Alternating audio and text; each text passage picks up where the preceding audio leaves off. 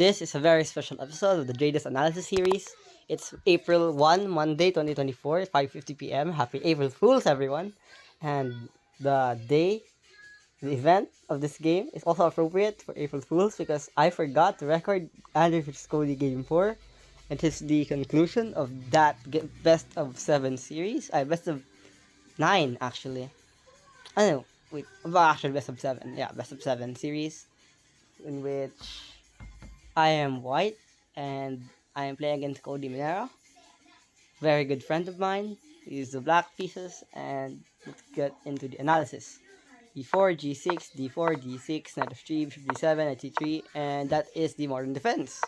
Already blunder from me, E5. If you can see in the, as you can see in the video, if you already watched it, I was a little bit skeptical. I already knew the theory of this. D takes E5, always play this. D takes E5, and after that, I play queen takes D5, queen takes D8, and then like knight G5, knight H6, uh, bishop to E3, knight C6, and casting queenside check, king C7, and so on and so forth. Just attacking. Complete war on the chessboard. I did play that. Bishop E3, still fine.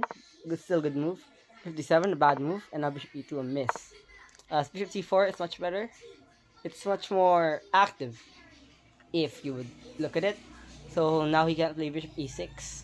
Because that would mean that I would just take his queen, and I would take his bishop, and he already has two weak pawns in the center. So really bad.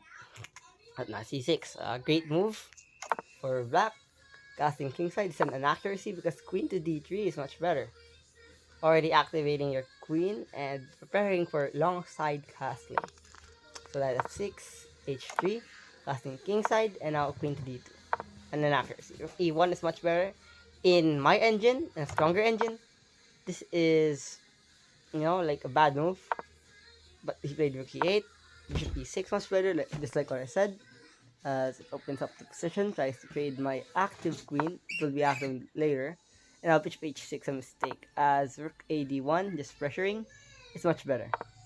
And 94, a good counterattack by my friend Cody Minera, but he played a very fatal error here. After bishop takes g7, knight takes e2 is an inaccuracy, as you should have played knight takes f3. You know why? Because knight takes f3 takes an important defender of the king, which is that knight. And now this bishop is getting blocked by the e4 pawn, in which you will take more time to get that bishop active than it is for black to develop his pieces. So that's the uh like the theory here and the insight, the idea. That's why knight takes f3 was better. But queen takes e2, we're gonna continue. King takes d7, rook ad1, pressuring that bishop, and now with a6. An accuracy again, queen e7 is much better, and on knight e4. Like I was trying to bait him, trying to play like knight c5, but knight d5 was much more better. I understand that after like playing the move. Like I was like, what the hell is that move? Like queen e7, I'm just gonna put my queen back. So really bad move for me. Knight d5 was much better. It's like forcing an attack or forcing a trade. I would likely take that knight there, and he would take the queen with the king if it was my move. So yeah, b6 miss. Like I said, queen e7 is much better. b3 is a miss because c4 is much better. So that after queen to e7, knight to c3 wouldn't be that much of a waste of a move. Queen to b8, he has ideas. Queen e7 is much better though. Knight b2. That's the idea of rook to b3, but now rook d8 a blunder. As he completely leaves the e pawn vulnerable, as knight takes e5 is really played. Bishop b5, rook takes d8. c4 is much better in this position. So after queen takes d8, I played c4, the only good move. Again, the important thing about that is that I should have not let his queen be active. That's the main idea of why not taking was much better. Just putting up pressure. d8, rook to d1, queen to e7, and now f4. Attacking. For me, like attacking. Knight bd3 is much better. Putting your knight to the attack. putting it active. Now b5, now g4. Mistake for me. Queen to e3 is much better. Like, I think the idea of queen to e3 is like maybe knight g4 later on, and like e5 just attacking and putting your queen in a much more favorable square so that maybe in the future your knight will go back and defend your queen in case of a discovery. Things like that. h6 just neutralizes my g4 f4 push. C takes b5 and an accuracy again with e1, just pressuring. Bishop takes b5 is an inaccuracy as a takes b5 is much better. Putting pressure on that a pawn. Again, I can't really protect that because I just need to move I gotta move my knight so I can protect that. But that also is a pain in the ass. So it's much better, but takes with the bishop. Knight d3, I finally played it. Again, queen e3. Putting your queen in a much more favorable square. A g5. A mistake. F takes g5. Bishop takes d3. A blunder for black. Here, I already knew the combination, but I was like, maybe I could win the endgame just through my skills. And I tested that with my theory, and now here, I played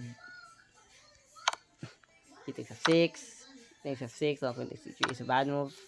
Or a miss. It's not a bad move, not very losing. I did understand that by not taking the queen, by not taking with the knight, I would have to win an endgame in which I am up a pawn, and that's gotta be very hard. But for me, thinking of this, really, I wanted to train myself. I didn't need to win, that easily. I just wanted to try my endgame knowledge and skills. He takes e5 and now queen to d4. A great move. Rook to e8 is bad move. Again, takes d4 check is much better. But after queen takes e5, here it's much preferable to play king f2. Just putting up the pressure still. And after rook takes e5, there's rook to d4, defending. Whilst trying to attack, c5, rook to c4. Again, rook a4 is much better. Just trying to eliminate that a pawn pawn blockader. That is,